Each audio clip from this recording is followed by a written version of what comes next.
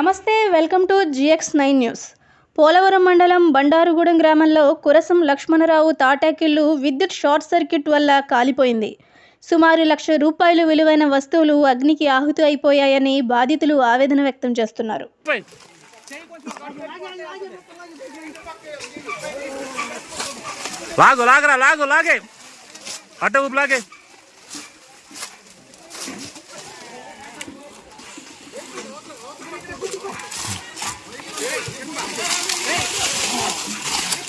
अटक रे अटेल पाटिल बचार केल्पा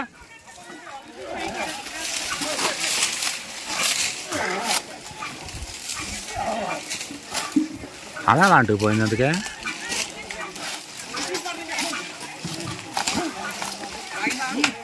ఆగింది ఇటు ఉంది.